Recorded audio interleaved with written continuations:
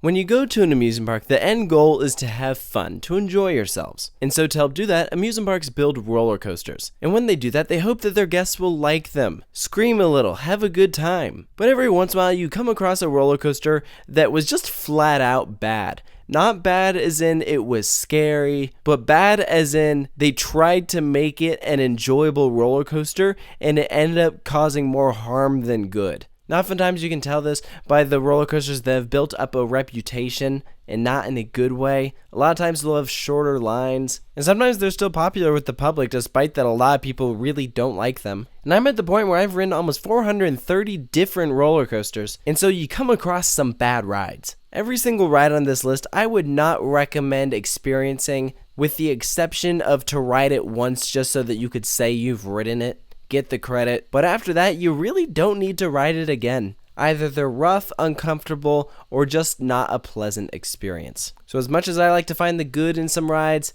there are some rides out there that you just have a hard time enjoying. This is how I rank them. Coming in at number 10, the least bad on this list, are VEKOMA Boomerangs. Every single ride here is the exact same.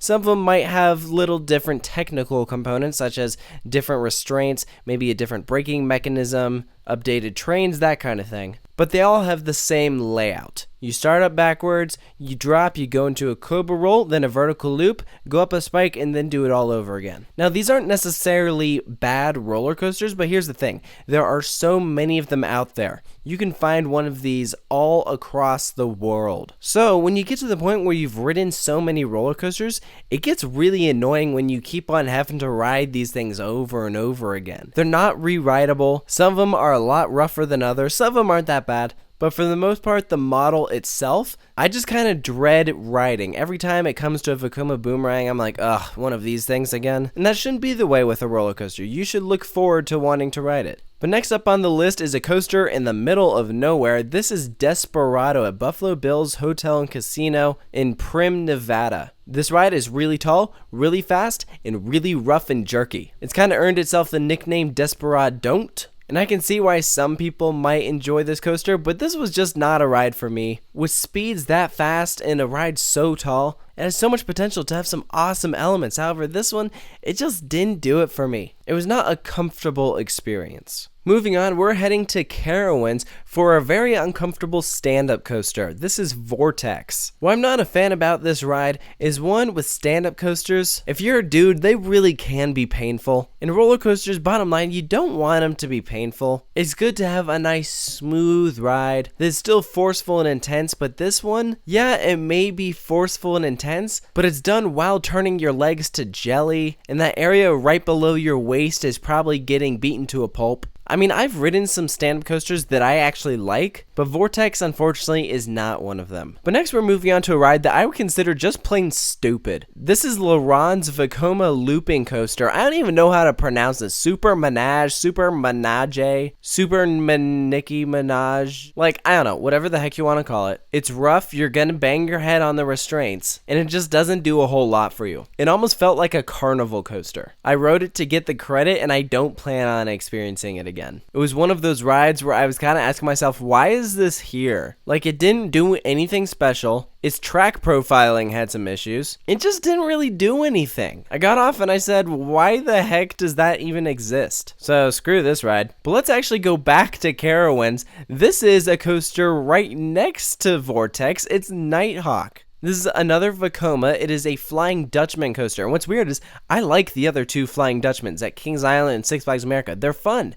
I've only ever had a problem with NIGHTHAWK. It's always been one of my least favorite coasters. I've only ridden it a couple of times, and just every time, I just get off and I'm like, I didn't enjoy that. It feels significantly shakier, and when you're in a flying position, you want to be able to glide and feel like you're flying, not that you're in an aircraft about to plummet towards the ground because it is falling apart. That's probably the closest I can get to describing what an experience on NIGHTHAWK is like. So I tend to stay away from this ride when I go to CAROWINDS. And oh, looky here, we have another stand-up coaster. This is Apocalypse at Six Flags America. Definitely has better theming than VORTEX. I actually really like the theming on this ride, but I don't know what the heck happened. The first few times I rode it, I really didn't think it was that bad. But then the last time I rode it, like, it was significantly worse. It was really shaky, and this is a B&M. It shouldn't be like that. And I understand that this is the first B&M, so I really shouldn't give it that much of a hard time. But when I look at coasters that I just genuinely don't enjoy,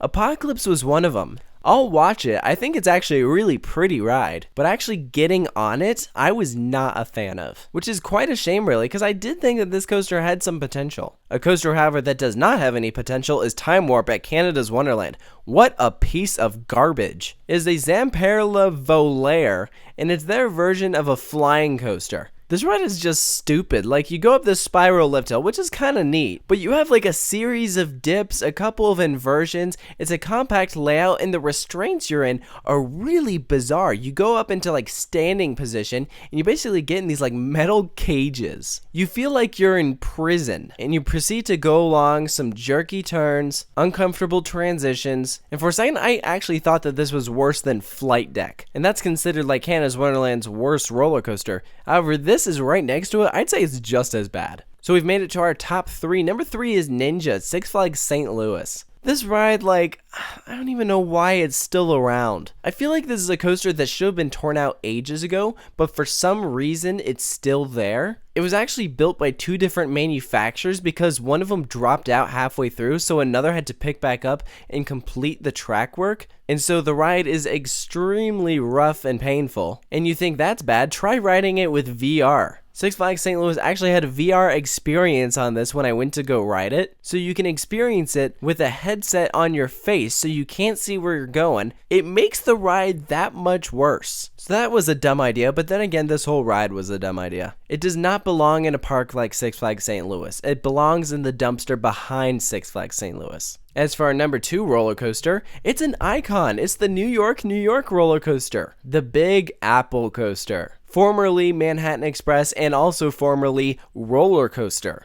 What a great name, guys. But you want to talk about a roller coaster that was probably designed by people who didn't know how to build a roller coaster? This about sums up that statement. Its layout makes no sense. It was built by Togo, which they're famous for building some of the sketchy coasters in Japan, and they also did Shockwave at King's Dominion, which has since been removed for a good reason, and also Skyrider at Canada's Wonderland, which was removed for a good reason. So why this one is still around, I don't know. It also costs like way too much money to ride. I know a lot of people actually consider this the worst roller coaster of all time. The only rides I would actually consider worse than the Big Apple coaster are VEKOMA SLC'S. And I'm lumping them together because there are a ton of them. You may know them as Mind Eraser, Flight Deck. You also have T3. I've also experienced the Great Nor'easter at Maurice Piers, but apparently that one's actually good now, so I'm not really counting that one.